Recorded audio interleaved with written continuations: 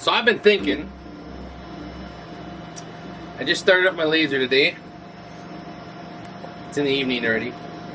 But I got a big job to run. And I don't think I really talk much about how we got some of these bigger jobs. Or how to get bigger jobs. See if I can fix this. The lighting looks a little off. There we go. Much gooder. So anyways, I'm going to get the laser ready before I do a big job. Certain jobs, shouldn't say every big job, but this job, it's got to be precise. And I go through the laser and just make sure it's hitting in the right spot because I want everything to be perfect. So I'm going through and I'm going to tape it off, make my marks on the bed, see if I got to change the y-axis, x-axis, see how everything is. But I was thinking, I don't think this is now necessary for everyone, because I know there's a lot of people that run like the smaller lasers or like the X tool and stuff. It's probably not a job for them. You probably could get away with it, but I think you'd have to have quite a bit of them to do it. But I'm not saying you can't do it. Very much well can. I am doing a job for a gas company. So I'm working on another job for an electric company. But it got me thinking, like, I gotta fix that again, sorry. I got things running through my mind. How about you guys? Have you guys found those jobs yet? Have you found something you can do, you know, whether it's monthly, yearly, or seasonally? If you haven't, go to Google. Go to Google. Look at your local, like, punch press shops. Got to have one somewhere. You can tell them that you're a laser company and you'd like to take some of their little jobs that that they wouldn't want because it's too much work to switch out the dies and make new ones. Or you can go to your local gas companies and ask them what they use for identification tags and see if you can help them engrave on them and see if you can get it in the door that way.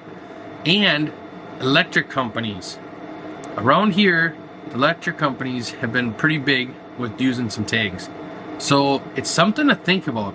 Now, some of them are plastic tags, some are aluminum, some are metal, some are stainless, but if you can get your foot in the door, why not, right? We did a long time ago from a friend, and it helped us get in the door, and since then we've been getting more and more and more and more from other companies. So I just was like, hey, maybe you guys need a little kick in the butt and get moving. I gotta plug the fan in just 1 second.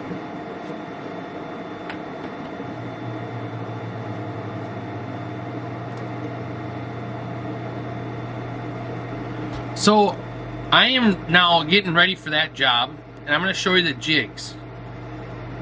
I use one jig, and it's, how many tags? Just 3 different tags, I believe. I think it was 4, but I think we're down to 3. We went down to 2. I'm pretty sure we're at 3. So anyways, we've been using this now for a while, and it works. So right now, you can see I have my blue tape, and I'm going to go around, and I'm going to mark it. So what I do is I just make a little mark, and I just have it engrave it.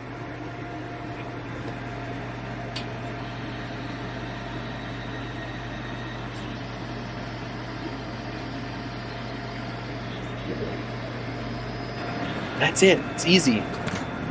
So now what that mark does is you can see it. Maybe, I don't know if you can or not, but you can see there's a mark there, and it's supposed to be at 31. Well, it's a touch off. So I'll move it this way. And then we're going to come over to this one, and same thing. And that one's off. but we look at all these to make sure they're right on. Because I want to make sure they're perfect. I don't want to waste any product. So it's the first thing I do, and then we start running them. So when I get to the point where I start running them, I will show you those jigs, and hopefully this will help some of you, you know, get your foot in the door, or maybe get off the couch, get moving, because it's worth it.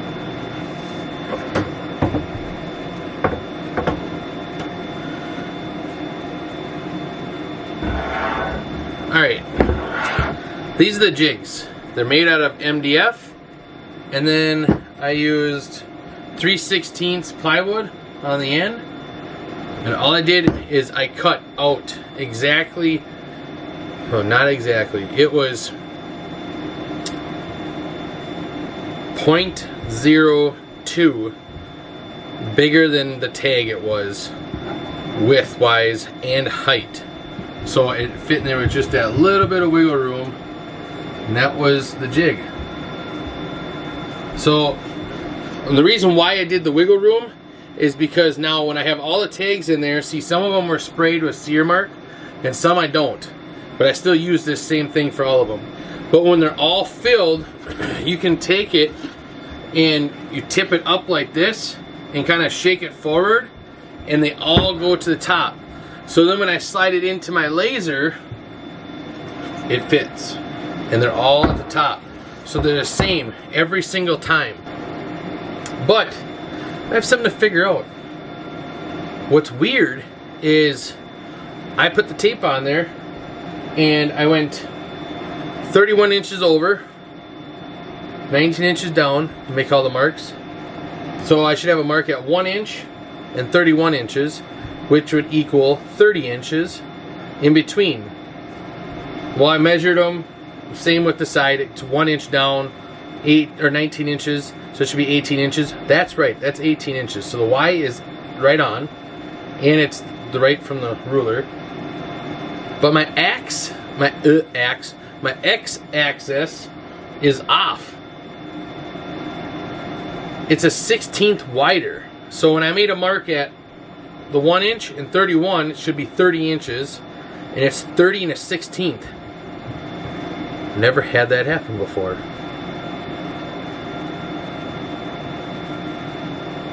I'm kind of baffled with it. So I gotta figure why that is doing that. And I don't know if you can fix that. If you know, put in the comments, please. But I'll look into that.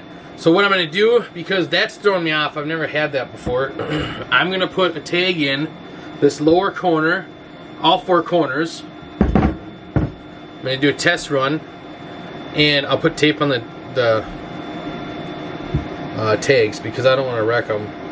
I'm going to do a test run, make sure it's in the spot that I want it in, and then I'll go from there, and if it is, I'll run with it. If I have to make an adjustment or something, then I will. But let's hope it runs just fine. But yeah, that's basically, like, I want to make sure you guys are doing good and well out there. You know, for a while we weren't, and I went and did side jobs. Heck, I'm still doing them side jobs. Our business has turned around and came back, which thank God. And we got another order of these. So it's just, it's the multiple incomes. And that's the whole thing of making your foundation. You know, don't just stay on a narrow path. Broaden the horizon. Do it. Get big. And it's worth it. It's worth it. So, but these tags, the reason why I like these is because it's a lot of run time, and so it's an hour. Each one of these trays take an hour. Well, on these tags, I think it's 45 minutes. I think I have to look at my notes. But the ones that were sprayed, they were an hour. So it's something that I can set a timer, set this up, run it, put my baby monitor on, and I can just leave it alone, set a timer, and come down. I have 4 of these trays. So I literally take them, run them, dump them, run them again. You know, run another one. And I just keep cycling through and I load them. It's way faster. Saves a lot of time and headache, and I can go do other stuff, like play with my kids. So, hope you guys like this video. It's kind of a weird video, but you know, people always ask me, what am I doing? What am I running? Well, this is one of them. And let's see. The tags I buy in bulk, obviously to get a cheaper price. But this is what I'm running for this company, is this little tag. Aluminum tag. And they want 1,000 of each, 2 different names or symbols and stuff. So letters and symbols, that's all it is. Goes right on the front, right here. Anything, you guys, anything.